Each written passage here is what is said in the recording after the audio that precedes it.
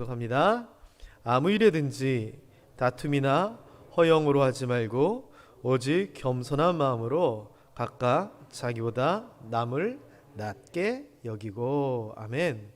제가 몇 주 전에 마스크를 벗었습니다. 만들었습니다. 우리 보건소에 또 시청에 문의를 해서 비말 차단할 수 있도록 시설을 갖추고 마스크를 벗게 됐습니다. 사실 마스크 쓰고 하면 굉장히 힘듭니다. 막판에는 호흡이 딸리더라고요. 근데 어쨌거나 이렇게 다시 얼굴을 이렇게 보이면서 말씀을 전하게 돼서 너무 기쁩니다. 오늘은 빌립보서 2장 3절입니다. 우리 이봉우 안수 집사님이 제일 좋아하시는 말씀이다. 이렇게 해서 제가 지난주에 뽑았습니다. 왜 좋아하시는가? 그 내용을 이렇게 적으셨더라고요. 첫 번째는 이게 신앙인으로서 자기가 잘 되지 않는 내용이니까 더 신경 써서 더 유익 있게 보는 말씀이다. 이런 의미로 글을 하나 적으셨고, 또 한 가지는 그렇지만 내가 살아가면서 신앙생활하면서 나의 좌우명으로 삼고 있는 말씀이다 라고 얘기를 하십니다. 그래서 이봉호 집사님은 아무 일에든지 다툼이나 허영으로 하지 아니하고 겸손한 마음으로 섬기며 다른 사람들을 존중하고도 높이 여기는 그것이 신앙의 어떤 핵심 가치이자 목적으로 두고 있다. 우리 그렇게 아시면 될 것 같습니다. 이 겸손이라고 하는 표현이요, 한문 그대로 따지면은요, 공경할 겸자에 따를 손자입니다. 이 말은 뭐냐? 내가 저 사람을 공경하니까, 인정하고 존중하니까 그 사람 말을 내가 따라서 가는 겁니다. 그 사람 말이 내 생각하고 틀리고 그 사람이 이야기하는 것이 잘못된 일일지라도, 또는 내가 더 잘할 수 있고 더 많이 알더라도 다른 이유가 아닙니다. 내가 그 사람을 공경하니까 따르겠다라고 하는 겁니다. 이 말은 굉장히 중요한 표현인 것 같습니다. 내가 내 멋대로 하는 것이 아니라 내 생각, 내 의지가 있지만 공경하니까, 높이니까, 인정하니까, 존중하니까 그 말을 따르겠다. 저는 이것이 사람 사이, 대인관계에서도 필요하지만 특별히 하나님 앞에서, 하나님을 경외하니까 그 말씀을 따르는 하나님 앞에서의 겸손으로도 나타날 수 있었으면 좋겠습니다. 또 이 겸손이라고 하는 말을 이제 국어 사전적으로 좀 찾아보면은요, 나 자신 또는 내 마음을 낮춘다라고 하는 의미입니다. 그리고 나와 함께하는 그 상대방을 인정하고 높인다라고 하는 내용입니다. 그래서 내가 저 사람보다 뭐 높아져야지, 잘 돼야지, 뭐 내가 드러나야지 하는 욕심이 없는 마음 상태다라고 얘기합니다. 이봉호 집사님, 겸손이라는 게 이렇게 힘든 건데, 와, 이것을 목표로 삼으셨다니 대단하신 것 같습니다. 욕심이 없는 이 무력이 없는 이 상태는 사실 어떤 모 종교에서도 거의 최고의 경지다라고 얘기를 합니다. 특별히 사람 사이 관계에서 부딪히면서 다른 사람보다 내가 조금 더 못하다, 내가 더 모자란다라고 하는 것은 비교라고 하는 차원에서 굉장히 자존심 상한 겁니다. 그럼에도 불구하고 내가 스스로 낮추고 저 사람을 높인다는 것은 정말 굉장한 인품의 경지라고 생각합니다. 2020년도에 제가 작년도죠, 안식년을 이렇게 지냈습니다. 물론 코로나 때문에 어디 가지도 못하고 솔직히 제가 준비하고자 했던, 공부하고자 했던 것을 제대로 하지 못했습니다. 그래서 장로님들한테 나중에 제가 시간 되면 하겠습니다 이렇게 부탁을 드려놨는데, 그럼에도 불구하고 제가 여러 목사님들을 찾아뵙고 인터뷰를 하면서 어떻게 목회를 하시는지 공부하고 배워온 적들이 꽤 있었습니다. 그런데 그 목사님들을 만나면서 제가 제일 크게 배운 것은요, 목회의 기술, 말씀을 전하는 방법, 이런 게 아니었습니다. 후배인 젊은 목사가 찾아가서 가르쳐 주십시오라고 얘기했을 때 어서 오시라고 맞아주는 그 마음, 그리고 질문했을 때 어떻게 이렇게 잘하셨습니까? 물어봤을 때 내가 잘한 게 아니라 하나님의 은혜로 장로님들이 도와주셔서 성도님들이 헌신하셔서라고 자기 자신을 겸손하게 대하고, 또 후배가 갔음에도 불구하고 이리 오시라고, 목사님 이거 드시라고 하면서 정말 섬기시는 그 모습, 한마디로 겸손의 모습에 제가 너무 감동을 받았습니다. 이렇게 생각합니다. 사람이 사람한테 감동을 준다는 것은 굉장히 중요합니다. 여러 가지 방법으로 감동을 줄 수 있겠지만 인품, 겸손의 인품으로 감동을 줄 수 있다라고 하는 것은 굉장한 것 같습니다. 그래서 제가 이 말씀을 준비하면서 또 작년에 이렇게 안식년에 이렇게 다니면서 배우면서 겸손해야겠다 크게 배워왔습니다. 여러분, 이 빌립보서 2장 3절에서 바로 이러한 겸손을 이야기하는 겁니다. 겸손한 마음, 이게 뭘까요? 이게 타페이노 흐로시네. 저도 안 보면은 거의 발음하고 읽기가 힘들 정도로 힘든 헬라어로 되어 있습니다. 겸손이라고 하는 표현 그리고 마음이라는 말이 합쳐서 겸손한 마음 이렇게 되어 있는데 의미가 뭐냐? 마음을 낮춘다는 이야기입니다. 그리고 또 다른 의미는 자신에 대해서 나는 어떤 사람이야 라고 스스로 생각할 때 겸손하게 내 자신을 판단한다는 겁니다.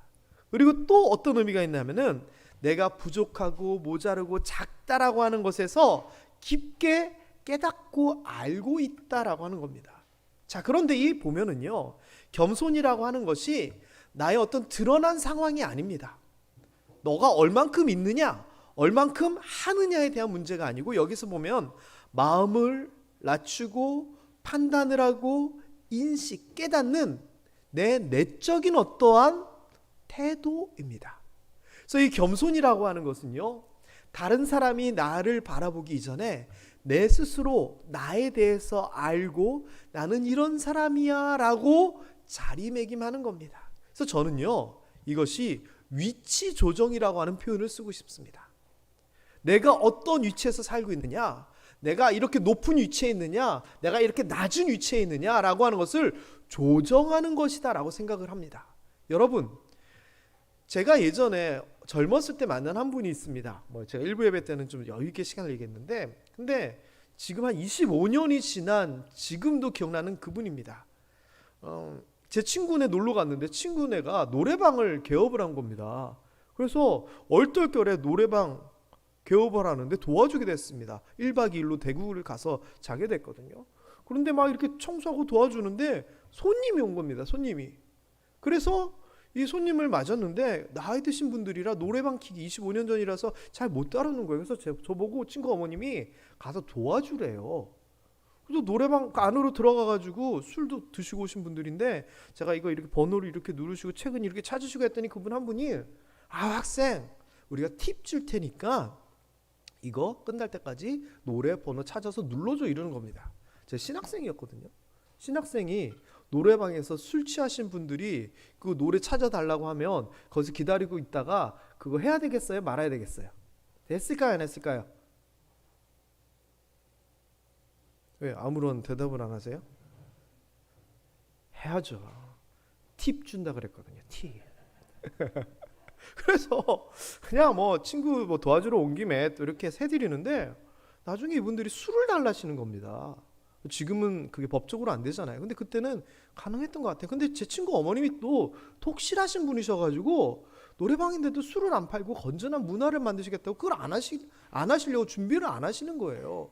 근데 그분들이 술 취하신 분이 저보고 액주 가져오라 그러지 저는 없다 그러지 그랬더니 와 내가 누군데 하면서 막 고압적으로 저한테 막 얘기를 하고 주인 오라 그러고 막 뭐라고 하고 막 그러는데 제가 그 가운데서 너무나 막 화가 나고 막 그러는 거예요. 게다가 그 어르신 한 분이 계셨는데 한 대여섯 명 오셨는데 그 어르신이 무슨 높으신 분인가 봐요. 밑에 분들이 막 남자가 여자가 막 이런 분위기였어요. 이분이 막 노래 부르면 제가 들어도 너무 못 부르는데 와! 오 잘하신다고 막 이런 분위기였거든요. 근데 그분이 막 화를 내면서 고압적으로 청각 하면서 막 하는데 제가 너무 화가 나는 거예요. 너무 무시받는 느낌이고 그리고 자기는 높은 사람이니까 내가 이러는데 막 이런 분위기로 막 하는데요. 너무 거슬리는 거예요. 그리고 우여곡절 그때 끝나고 나서 저한테 5,000원을 주는 거예요. 제가 받았을까요? 안 받았을까요? 받았습니다. 팁이니까. 그런데요. 25년이 넘게 지난 지금도요. 거만한 사람, 교만한 사람이라 그러면 전 그분이 떠오릅니다. 너무나 인상적인 겁니다. 그분은 실제 직책이 뭔지 어떤 분인지는 모르겠지만 나는 높은 사람이야. 내가 한마디 했는데 니들이 감히 내 말을 안 들어? 내가 이렇게 했는데 반응을 이렇게 해? 이게 그 얼굴 표정에서 그 말투에서 묻어나오는 겁니다. 여러분 그분이 나이 들어서 과연 주변 사람들한테 박수 받으면서 사랑받으면서 그렇게 사실까요? 모르겠습니다. 그러나 그 밑에서 박수치고 이거 하셨던 분들도 저는 그분을 좋아하지 않을 거라 확신합니다. 왜? 보이거든요. 근데 그분은요, 나는 이런 사람이야 라고 스스로 높은 자리에 자기 위치를 둔 겁니다. 그런데 우리도 그렇게 살아갈 수 있습니다. 위치 조정. 나는 어떤 사람인가? 하나님께서 성경을 통해서 얘기하는 것은 네가 이러한 사람이라도 낮춰를 이야기하고 계시는 겁니다.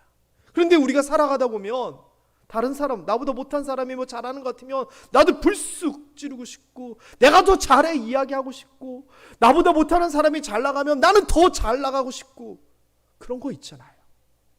그래서 저는 겸손이 너무 힘든 것 같습니다. 모함교회가 왜 좋은 교회인 줄 아세요? 다른 거는 다 접어두고 저희 모함교회 제가 와서 장로님이 4분이 선출됐습니다. 우리 김종탁 장로님, 최희성 장로님이 재작년에 이렇게 장로 시치 받으셨고요. 이번에 김동찬 피택 장로님, 이영란 피택 장로님 2분이 받으셨습니다. 그런데 4분의 공통점이 뭔 줄 아십니까? 당회에서 장로님들이 절차에 따라 선출을 합니다. 뭐 다른 분들도 훌륭하시지만 그래도 어쩔 수 없습니다. 표 계산을 해가지고 해야 되는 거니까. 그래서 선출됐다고 4분에게 연락을 했는데 4분의 공통적인 반응이 나는 장로 될 사람이 아닙니다 라는 그겁니다. 나는 부족합니다 라고 얘기하십니다. 너무 제가 그때 감동을 받았습니다. 왜냐? 제가 모함교회에서는 장로가 몇 번 안 됐지만 그 전에 있던 교회들부터 보면은 장로 많이 세웠거든요. 2년에 한 번 세우기도 하고 뭐 장로 임직을 할 때마다 일어나는 사건들과 일들을 너무 잘 알거든요. 근데 교회가 세상 사람들과 같아가지고 때로는 내가 장로 되고 싶어하고 저 사람이 장로 됐다 그럼 나는 교회 안 나와 이런 걸 무수히 많이 봤거든요. 근데 제가 모함교회에서 겪은 건 뭐냐? 나는 부족하니까 다른 분 세우시라고. 나는 모자라니까 장로감이 안 된다고. 겸손한 모습이었습니다. 제가 막 화냈습니다. 겸손도 좋고 다 좋은데 순종하시라고. 그래서 순종 잘하시는 2분은 그때 장로님이 되셨고 순종보다 겸손의 마음이 조금 크셨던 분들은 이번에 2분 그대로 장로가 되시려고 지금 절차 중에 있습니다. 여러분, 그래서 모함교회가 좋은 겁니다. 왜? 교회의 리더십을 가진 사람, 앞장서시는 분들이 겸손하기 때문에. 우리 모함교회 장로님들이 얼마나 훌륭하신 줄 모르죠? 생각해 보세요. 43살에 담임 목사 경험도 없는 부목사만 했던 사람이 당회장으로 딱 왔습니다. 왔더니 장로님들이 15분이 계십니다. 그리고 13분이 시무장로로서 당회에 들어오십니다. 제가 뭘 할 수 있겠어요? 장로님들이 더 잘 아시고 경험도 많으시잖아요. 근데 장로님들이 이 일을 어떻게 할까요? 했더니 장로님들이 뭐라 그러셨는지 아세요?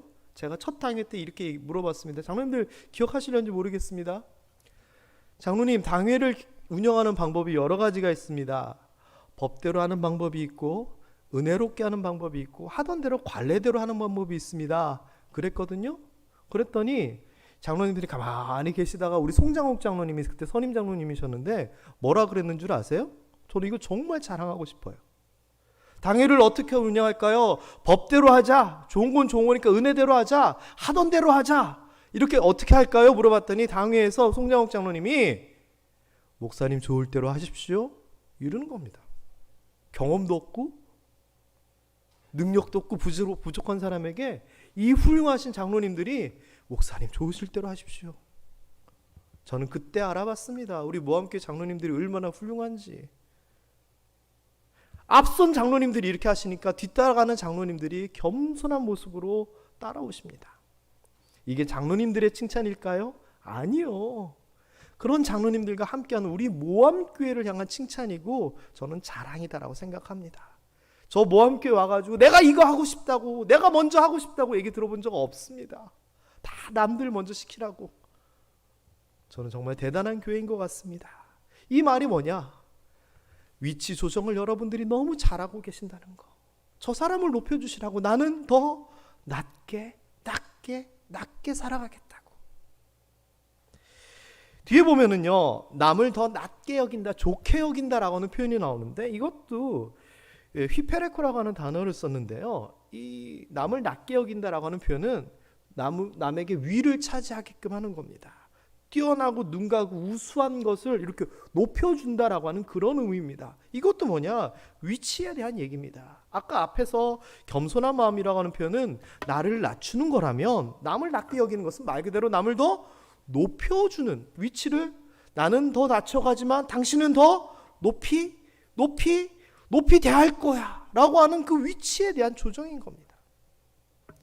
그리고 여기 보면 이제 오직이라고 하는 단어가 나오는데요, 이 오직이라고 하는 뜻은 알라라고 하는 용어로서 반대로라고 하는 겁니다. 앞에선 이렇게 했는데 반대로 너는 겸손하고 남을 더 낮게 여겨. 그 앞에는 뭡니까? 겸손하지 못하고 남을 더 무시했다라고 하는 내용인데, 그 표현이 바로 다툼과 허용이라는 단어로 나옵니다. 여기서 다툼이라고 하는 표현은요, 그냥 둘이 의견이 틀려가지고 싸우는 이런 의미가 아닙니다. 에리데리아라고 하는 이 말은요, 선거운동 또는 어떤 관직을 놓고 치열하게 막 계략을 써가지고 짓밟아 이기기 위한 그러한 암투, 정쟁, 싸움을 얘기하는 겁니다. 이 말은 뭐냐? 너 죽고 나 죽고 하기 위해서 온갖 방법을 다 써서 이기는 싸움을 얘기하는 겁니다. 그리고 허영이라고 하는 말은 뭐 사치스럽고 뭐 이런 의미가 아니고요, 헛된 영광이고 자기 자만을 얘기합니다. 그 무슨 말이냐? 사실 무근, 공어, 근거 없는 판단차고, 나는 이 정도밖에 안 되는데 내가 잘못 판단해서 나는 요 정도야 라고 생각하고 있다라는 겁니다. 소크라테스가 내 자신을 알라라고 했던, 저는 그런 표현인 것 같습니다. 내 자신이 과하고 대단하다라고 생각을 하고 있는 겁니다. 나는 저 사람보다 더 뛰어나다라고 생각을 하고 있는 겁니다. 이게 뭐냐? 허영이라는 겁니다. 내 스스로, 내 자기 자신에 대해서 자만감을 가지고 있다는 겁니다. 그래서 싸우지 말고, 너 착각하지 말고, 반대로 너 자신을 낮추고 남들을 더 높이 여겨라 라고 하는 것이 이 빌립보서 2장의 3절 말씀 내용인 거죠. 정리 한번 해볼까요? 4가지 표현이 나옵니다. 다툼, 허용, 겸손, 남을 더 낮게, 높여. 그렇다면 여러분, 어떤 말이 나를 설명하는 단어인가요? 혹시 다른 사람과의 관계에서, 물론 경쟁이나 선의의 이런 거는 좋지만, 인품에 있어서, 내 마음속에 있어서 아유 나보다 못한 것이, 아유 나보다 모자란 것이, 이런 마음을 품고 다투면서 허영을 가지고 살아가나요? 아니면은 정말 가지고 있음에도 불구하고, 할 수 있음에도 불구하고 오히려 낮춰서 남을 더 높여주는 말인가요? 저는 당연히 우리 모든 모함의 성도님들이 이렇게 살아갈 수 있게 되기를 주님의 이름으로 축원합니다. 그런 의미에서 우리 한번 확인 한번 해볼까요? 옆에 분을 보시면서 이렇게 인사하도록 하겠습니다. 저보다 멋있으시네요. 시작.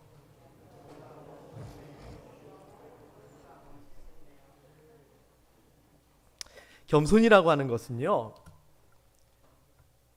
여기에 보면 아주 굉장히 중요한 표현이 하나 나오는데요, 남을 낮게 여기고라고 하는 단어입니다. 여기고는 뭐냐? 그 사람이 진짜 그렇건 아니건 신경 쓰지 말고 나는 그렇게 생각하는 게 여기는 겁니다. 아유 우리 아들이 난 이 세상에서 제일 잘생겼어 라고 나는 여기고 있는 겁니다. 이 원어의 의미도 그렇게 생각하다, 주장하다, 앞서서 이야기하다, 인도하다, 이런 의미입니다. 이 말은 뭐냐?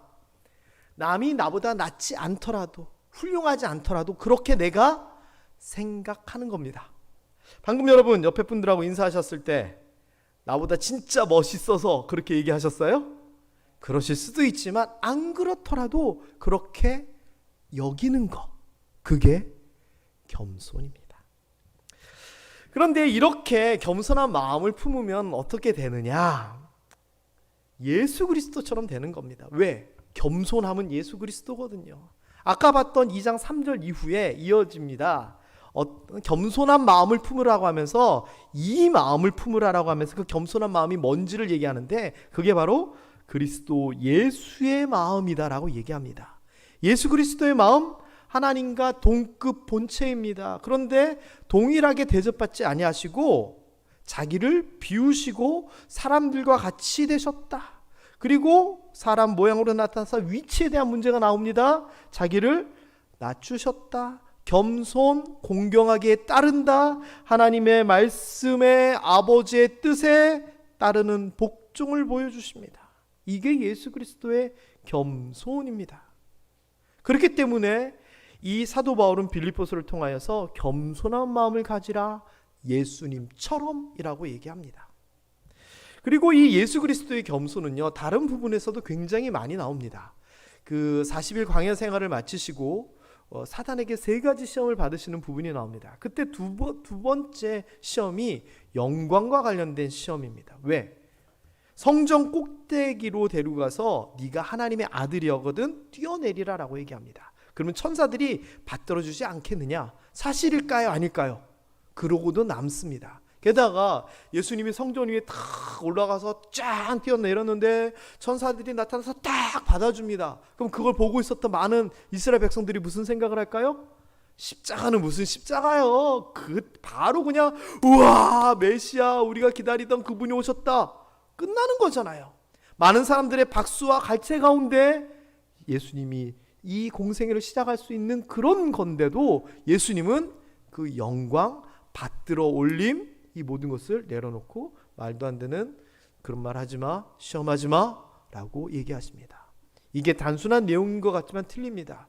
이 말은 나는 영광을 받으러 온 것이 아니라 십자가를 지고 고난을 받으러 왔다라고 하는 바로 그 이야기입니다. 게다가 예수님께서 예루살렘으로 입성하실 때는 어땠죠? 나귀 타고 갔습니다. 나귀는요, 가난함의 상징이고 비천함의 상징입니다. 나귀 타고 다니는 일도 없습니다. 왕이라면, 메시아라면 큰 말을 타고 많은 사람들의 주목을 받으면서 가야 되는데 예수님은 권력, 힘의 상징인 말이 아니라 낮음의 상징, 약함의 상징인 나귀를 타고 가십니다. 겸손의 모습입니다. 게다가 이사야서에서 이러한 예수 그리스도를 표현하면서 어떻게 표현하느냐? 그는 연한 순 같고 마른 땅에서 나는 뿌리 같아서 고운 모양도 없고 풍채도 없은즉 흠모할 만한 아름다운 것이 없도다. 별 볼 일 없는 상황으로서 그 형태를 묘사합니다. 그는 멸시받고 버림받고 간고를 많이 겪고 질고를 알고 사람들이 그를 귀히 여기지도 아니한다라고 얘기합니다. 그리고 우리의 질고를 지고 슬픔을 당하거든 우리는 생각하기를 아유 마땅히 징벌을 받아야 되라고 하면서 오해를 받기도 합니다. 여러분, 하나님이 이렇게 평가받고 대접받고 오해받는다는 게 말이 안 되는 얘기잖아요. 그런데 예수 그리스도는 이것을 감당하시며 자기를 낮추셔 이 땅에 오신 겁니다. 우리 사랑하는 모함의 성도 여러분, 겸손이라는 것은 정말 어렵습니다. 그러나 예수 그리스도께서 겸손하신 것처럼 우리도 그 겸손의 길을 따라갈 수 있게 되기를 주님의 이름으로 축원합니다. 그런데 이렇게 겸손하게 되면 어떻게 되느냐? 이러므로, 그렇기 때문에라고 하는 표현으로 설명이 됩니다. 이렇게 겸손한 마음으로 자기를 낮추시어 복종을 했기 때문에 어떤 일이 생기느냐? 성경에서는 이어서 이야기하기를 하나님이 그를 지극히 높이셨다라고 얘기합니다. 여러분, 나 잘났어, 나 대단해, 나 훌륭해 이러면 사람들이 뭐라 그럴까요? 교만한 놈. 내가 스스로 높아지려고 하면 사람들이 나를 비웃습니다. 그런데 내가 낮아지려고 하면 어떻게 된다고요? 누가 나를 높이신다고요? 하나님이 그를 높이신다는 겁니다. 그래서 모든 이름 위에 뛰어난 이름을 가지게 하셨고요, 오해하고 핍박하고 무시했던 사람들이 그 앞에 무릎을 꿇게 하나님께서 만드신다는 겁니다. 우리가요, 겸손하게 살아가면 주변에서 넌 그거밖에 안 되지 무시할지 모릅니다. 그러나 우리가 겸손하게 살아가면 결국 우리를 무시하던 그 사람이 우리 앞에 무릎 꿇게 된다라고 얘기를 하는 겁니다. 내 능력으로요? 아니, 무릎 꿇게 하시고 하나님께서 그렇게 하신다는 겁니다. 십자가에 못 박아라, 돌을 던지고 했던 그 사람들이 결국 어떻게 됩니까? 그가 주인이라고, 로드라고, 군주라고, 임금이라고, 왕이라고 인정하게 된다는 겁니다. 어떻게 할 때? 겸손할 때. 잠언에서도요, 겸손한 사람을 향한 여러 가지 은혜와 축복을 많이 이야기합니다. 22장 4절 읽어봅니다. 시작. 겸손과 여호와의 경외함의 보상은 재물과 영광과 생명이니라. 여호와를 경외하는 자는 이라고 하는 표현 많이 들어보셨죠? 그런데 동급으로 뭐를 치느냐? 겸손을 칩니다. 겸손한 사람에게 하나님께서 보상해 주신다. 어떻게? 재물과 영광과 건강, 생명으로 보상해 주신다는 겁니다. 겸손은요, 내가 낮아지는 것 같지만 아닙니다. 우리를 높이는 방법입니다. 게다가 하나님께서 그렇게 해주십니다. 잠언 3장 34절에도요, 거만한 자를 하나님께서 비웃지만 겸손한 자에게는 하나님의 은혜를 베푼다라고 얘기합니다. 15장 33절에도 이 겸손은 존귀의 앞잡이이기 때문에 겸손한 사람에게는 결국 뒤에 존귀가 따른다라고 이야기를 합니다. 그리고 29장 23절에도 마음이 겸손하면, 아까 겸손이 뭐라 그랬죠? 자기를 낮추는 거랬잖아요. 그리고 조금 더 강한 표현으로는 자기를 비하한다라고 하는 원어적 표현도 있습니다. 근데 자기를 낮추고 자기를 비하하고 자기를 짓누르면 원어적으로는 결과가 어떻게 된다고요? 반대로 영예롭게 영광스럽게 된다라고 얘기합니다. 어떻게 해요? 하나님이 그렇게 만드신다는 거죠. 여러분, 오늘의 결론의 말씀입니다. 마태복음 23장 12절입니다. 우리 같이 읽어봅니다. 누구든지 자기를 높이는 자는 낮아지고 누구든지 자기를 낮추는 자는 높아지리라. 여러분, 교회에서든지 친구들 사이에서든지 또 사회생활을 하시면서 겸손이라고 하는 이 말 잊지 마시길 바라고요. 겸손은 마음가짐이다. 어떤 마음가짐? 나를 낮추는 마음가짐. 그런데 이렇게 내가 마음을 낮추면 하나님께서 높여주시는구나. 사람들이 나를 오히려 높여주는구나. 이것을 깨닫고 겸손한 삶을 살 수 있는 우리 모두 되었으면 좋겠습니다. 내가 내 자신을 낮추면 하나님께서 나를 높이시고 사람들이 나를 높입니다. 말씀은 여기까지 이렇게 결론을 내리고요. 책 한 권 소개시켜드리고 말씀 마무리하도록 하겠습니다. 앤드류 머레이라고 하는 목사님이 계십니다. 남아프리카 공화국의 훌륭하신 목사님인데 이분은 아주 성령에 대해서 강조를 하셨고 기도에 대해서 많은 책을 쓰신 분입니다. 근데 이분이 무릎 기도, 하늘문을 여는 기도 이런 유명한 책들도 썼는데 100년도 넘게 전에 어떤 글을 쓰셨냐면 이런 표현입니다. 죽을 만큼 겸손하라. 누가 이렇게 하셨죠? 예수 그리스도께서 이렇게 하셨잖아요. 그러니까 우리도 죽을 만큼 최선을 다해서 죽을 만큼 굳은 마음으로 겸손하라라고 하는 책입니다. 그래서 그 내용을 보니까 너무 좋은 내용으로 12가지 내용들이 있더라고요. 그런데 맨 마지막에 12번째 보면 오늘 성경을 통해서 또 오늘 제가 했던 말씀과 동일한 이야기로 결론을 내립니다. 12번이 뭡니까? 겸손은 결국 자기 자신을 영화롭게 만든다입니다. 나중에 기회 되시는 분들은 앤드류 머레이의 죽을 만큼 겸손하라 한번 책을 읽어보시면 좋을 것 같습니다. 기도하겠습니다. 하나님 아버지,